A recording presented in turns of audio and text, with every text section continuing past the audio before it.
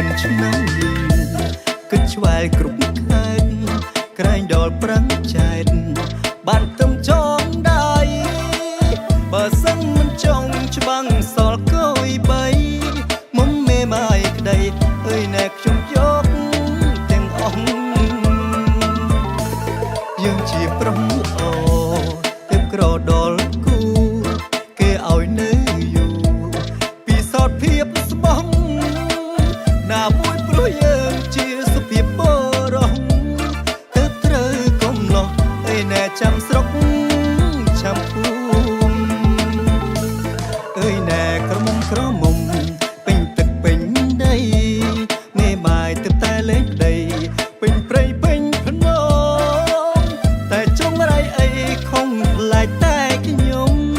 ទាំងម៉ាយទាំងមុំអើយណែគេមើលរំលងឬត្រូវមួនលោកស្រោចទាំងផ្ដាច់គ្រោះបោកអមពីខ្មុំទើបដល់គូក្រងខ្ញុំចង់រៀបការចង់ស្ដាប់ភ្លេងច្រងព្រិចនៅរំលងអើយណែប្រុសល្អ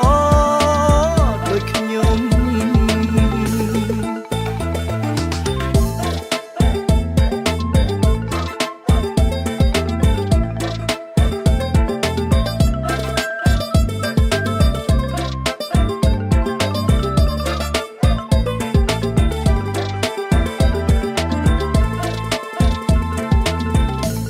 យើងជាប្រុសល្អ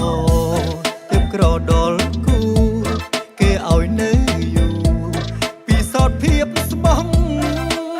ណាមួយព្រោះយើងជាសុភាពបរោះទើបត្រូវកំឡោះអីណែចាំស្រុកចាំភូមិអើយណែក្រមុំពេញទឹកពេញដីមេបាយទើបតែលេងដីពេញព្រៃពេញភ្នំតែចង់រៃអីខំផ្លែកតែខ្ញុំ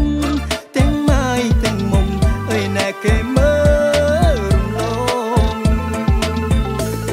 ឬត្រូវមួនលោកស្រោចទាំងផ្ដាច់គ្រោះ